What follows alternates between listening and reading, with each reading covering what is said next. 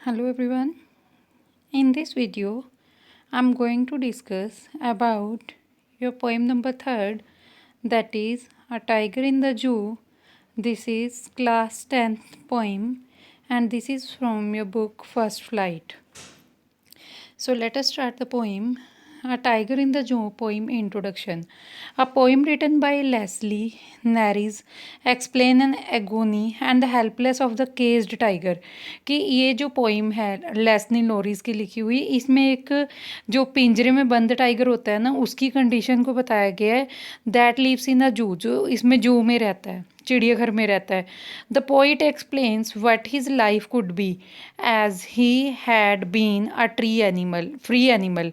कि वो सोचता है कि उसकी लाइफ क्या होगी कि अगर वो एक फ्री एनिमल होता, मतलब पिंजरे से बाहर होता.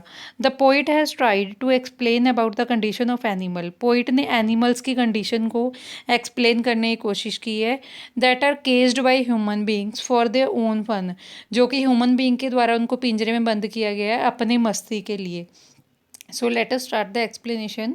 Before starting explanation I want to tell you, ये स्टोरी है जिसमें पोइट ने अलग अलग कंपेयर किया है कि एक जो टाइगर पिंजरे में बंद है और एक जो टाइगर आज़ाद होता है, उनकी कंडीशंस को दोनों को अलग अलग तरीके से कंपेयर किया गया है. सो let us start the explanation. He stocks in his vivid strips a few steps of his cage on pads of velvet kite on his quiet rig. Stocks का मतलब देखो क्या आता है, फॉलो. ही स्टॉक्स इन इज विविड स्ट्रिप, वो follow करता है. Vivid किसको बोलते हैं, ब्राइट कलर की. वो ब्राइट कलर की अपनी स्ट्रिप्स को फॉलो करता है. स्ट्रिप्स क्या है, जो उसकी बॉडी के ऊपर बने हुए मार्क्स हैं. He few steps in the cage, वो कुछ द फ्यू स्टेप्स वो पिंजरे के अंदर क्या करता है, रखता है. केज क्या होता है, पिंजरा. On pads of velvet quilt, उसके पैड हैं जो बेलवेट के उसके पैड बने हुए हैं, पैर बने हुए हैं. इज़ इन क्वाइट रेज, वो बहुत ज़्यादा एंगर में आ जाते हैं, गुस्से में आ जाता है. हेज द पोइट सेज, यहाँ पे पोइट कहता है that the tiger is confined in the जू.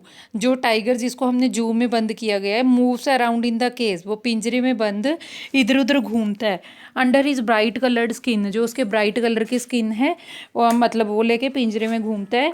ही फर्दर सेज, आगे वो कहता है that the tiger can take only a few steps. अब यहाँ पे पिंजरे में टाइगर है जो कुछ स्टेप ही आगे चल पाता है, क्योंकि पिंजरा क्या है, बहुत छोटा होता है. Because the cage is small, क्योंकि पिंजरा क्या है, बहुत छोटा है. And it is not easy to move in it, इसके लिए इसमें मूव करना ईजी नहीं है. One can not hear his foot step, उसके पैरों के आवाज़ को कोई भी सुन नहीं पाता. Because he has very soft fit like a velvet, उसके पैर हैं जो बहुत ज़्यादा सॉफ्ट होते हैं. जैसे वेलवेट सॉफ्ट होती है ना, ऐसे उसके पैर भी क्या होते हैं, सॉफ्ट होते हैं. Because which there is no sound of the tiger's foot step, जिसकी वजह से टाइगर के पैरों की कोई भी आवाज़ नहीं आ पाती. And the tiger tries to control his anger, tiger है जो अपने गुस्से को कंट्रोल करने की कोशिश करता है by quietly walking in the limited area of the cage. कि वो पिंजरे में ना, जब उसको गुस्सा आ रहा होता है, पिंजरे का जो लिमिटेड एरिया है उसमें इधर उधर राउंड लगा रहा होता है. ही इज़ एंग्री, वो गुस्सा होता है. Because he is not free, क्योंकि वो फ्री नहीं है, वो आज़ाद नहीं है. नेक्स्ट इस पैराग्राफ में लिटरेरी डिवाइस देखिए कौन कौन सी यूज़ हुई हैं. ABCB, इसमें राइमिंग स्कीम यूज़ हुई है. For example you can say hairs a strip, cage, quite, rig. So we are talking about the rhyming scheme ABCB.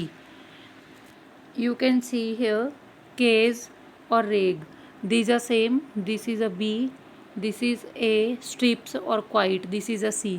So this is ABCB, this is a rhyming scheme.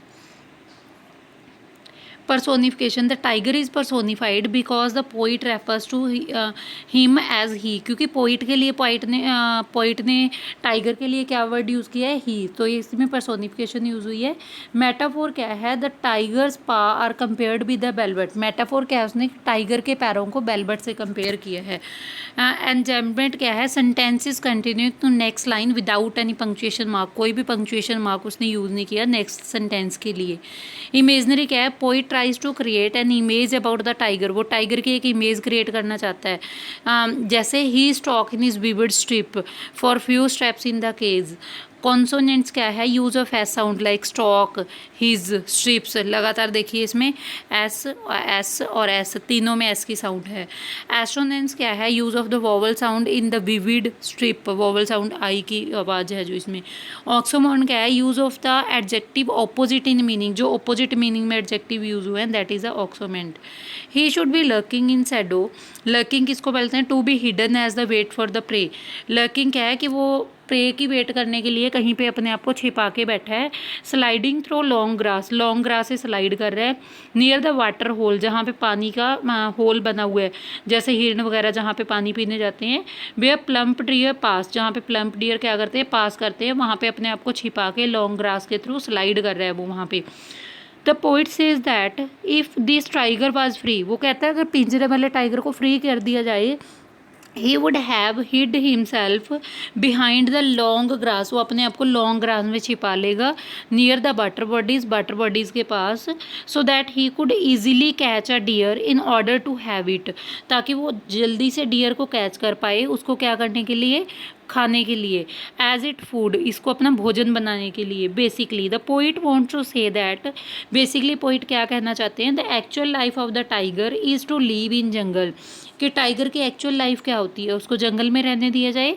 Where he could catch his prey, जहाँ पे वो अपनी pray को, शिकार को पकड़ पाए, and eat it, but the tiger is in the cage can not do so, जो आज़ाद शेर है वो तो ऐसा कर सकता है, लेकिन जो टाइगर इसमें है, जो टाइगर इसमें है वो क्या है, पिंजरे बंद है, वो ऐसा नहीं कर सकता। लिटरेरी डिवाइस इसमें कौन सी यूज़ हुई है, same like A B C B, grass और पास, जैसे आप एग्जाम्पल देख सकते हो। At the end line continue to next line without any punctuation mark, जैसे थ्रो, डियर, पास ऐसे स्टार्ट हो गई है। एलिट्रेशन, पी की साउंड रिपीट हुई है इसमें प्लम्प पास के लिए। इमेजनरी क्या यूज़ हुई है, लर्किंग इन सैडो, कि सैडो में छिपा होगा।